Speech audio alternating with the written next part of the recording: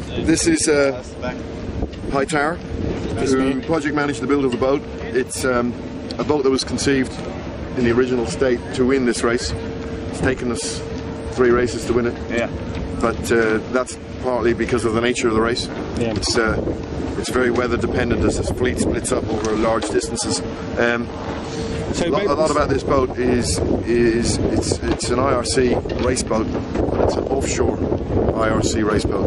This is no TP52. There's a lot of stuff on here that you'll ever see on the European circuit. It's built to withstand cold fronts that come through 40 knots and take it on the nose and then come out the other side and still go downwind in 20 knots of air doing 20 knots. Yeah. You know, it's a pretty cool boat for offshore racing. So, I mean, it's obviously a Reichel Pugh design. Was it designed to be like a mini Wild Out sort of thing, Alfa Romeo?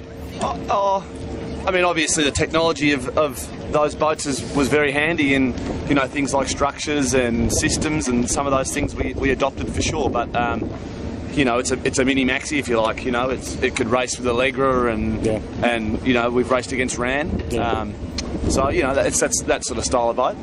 But the emphasis, as Gordon said, was to win the Hobart, and then whatever else we could do around Australia, we've been able to do it. Actually, we've basically won everything with this boat now. So we've ticked the boxes, which is great. The cool thing is it races inshore really well. Yeah. So I mean, how do you make an offshore boat like this? How is it different from an inshore boat?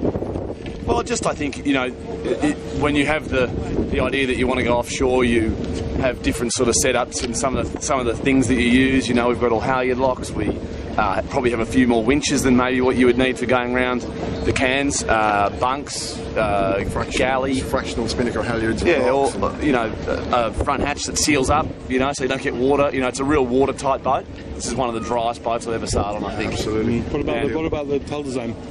Hull design. You know, I think it would be what you would design to do any kind of IRC racing. You know, it's a proper IRC boat. You know, Stevens had other Reichel Pugh designs, and we had some input in the new boat. We wanted more volume in the bow, you know, for hard running and reaching, and you know, we wanted it to be a powerful boat that could go well reaching, because this race has a lot of that component in it. You know, or a lot of upwind, hard upwind. Yeah. So. Definitely the ability to reach fast is important. Yeah. You know, like you're typically going upwind in an offshore race. You're never actually going upwind. You're going fast VMG. You know, you want to be able to put the bow down and actually make the boat go half a knot faster, because you're typically going to another change. You're not going upwind. You know, you're going from across the Bass Strait. You know, jumping off 2-3 meter seas. You don't want the boat to dismantle itself. Most of the current inshore IRC boats couldn't hack what we went through on the way here. We were into a 2-3 meter sea. We had a knot and a half of current under us into a headwind. I mean, the boat was getting absolutely pummeled, and it's come out the other side of it. And all the structure, there's nothing broken on the boat. Absolutely nothing. So presumably when they designed it, they had to put a bit more structure in. Yeah, listen, I think certainly a consideration. A little more carbon. Yeah. And obviously, instead of a complete no-mix, there's some foam in the foam in the slam areas. Yeah. So the hull, I guess, as an empty shell, would be a little bit heavier than we could have built it. But that's on purpose, obviously. Yeah. It's to win the Sydney to Hobart. And obviously fixed keel. Yes, fixed keel. Was there any option to go canting? Or? No, not for Stephen. He's not interested in it. Right. He, you know, the rating was a killer. And no, we were fixed keel from the beginning. So it's a high tensile steel fabricated fin, built in Italy, and shipped it out here. And then Bob, obviously, and big riding moment in this boat. I mean, this boat's really powerful. Yeah. So we were always pushing for the lightest boat we could build, like everyone. You know, the philosophy of all that didn't change. It's just we had to fit the parameters of what Stephen wanted to build the most ultimate boat to win this race, and you know, we did it. Now, so it's fun. And you got tied up. You got tied up in this bad bit of research with Reichel Pugh and had to change the boat, didn't you? Is that right? Like so many of the others did. Yep. So what did you have to do? We this boat originally had chines. Yep. And it was just before we were getting ready to launch. The boat wasn't painted yet, and there'd already been some discussion about the chines and whether they were right, whether they were wrong. And straight after the Maxi Worlds in Pt1 2008, we had a meeting with Reichel Pugh straight after that day, and the decision was made to take the chines off. So they redesigned the hull, and we did a little cut and basically moulded some new parts and then put those in, which delayed our launch quite a lot, which made the first race a real struggle. And we only sailed 4 or 5 times before we actually went in the first Hobart race.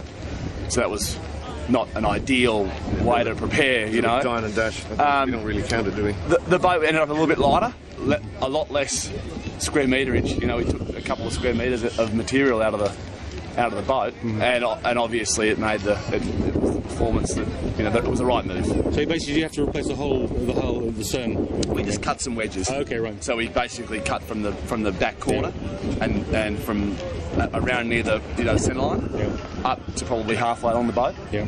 There's a cut line there, and then we made a jig where we could slide the new piece straight in, so the boat was still being built while we were doing all the rest of it. And then that chop just happened over a weekend. Basically, we had it all done in like 4 days. McConaughey's did an awesome job. Fantastic. So McConaughey's built the boat? Yeah. Yeah, McConaughey's in Sydney. Yeah, marvellous. And it sort of looks, when I was seeing it in the CYCA, it looked like it had a bit more freeboard than something. It certainly has got more freeboard than TP52s, doesn't it? Yeah, you want a bit of internal volume, and you get less water on the deck. You know, when you're going through waves for days and days and days, there's a lot of water, so you want to get that away. You know, so. And obviously it's a full-on bowsprit, no spinnaker pole kind of boat. Yeah. As you just see all the bowsprits down here, it's pretty impressive, isn't it? Got to have them now. Yeah, exactly. That's how boats are. Yeah. And who made the rig on this boat? Southern. Yeah. So it's a Southern ultra high modulus carbon mast, EC6 rigging, everything you could want. You know, it's the full package. It's great. But the difference is you've got a few more halyard locks, kind of thing. Yeah, we've got masthead halyard locks for both locks. We've got both tube locks. Reef locks? We didn't go with reef locks. Actually, there was something that, you know, probably if we did it again, we might do it. But it's extra weight, and for the couple of races that you do a year that you need them, we decided that the jammers were okay. We've actually talked about retrofitting them. Yeah, we had a long discussion last year about going with reef locks in the boom. And I think we probably reef locks obviously on the halyard. Main halyard, but not in the boom. Yeah. I think time over we'd probably do it. Yeah. Time over we'd go with reef locks. And a lot of boats have 2 booms, or they have they have an inshore boom and an offshore boom. Really?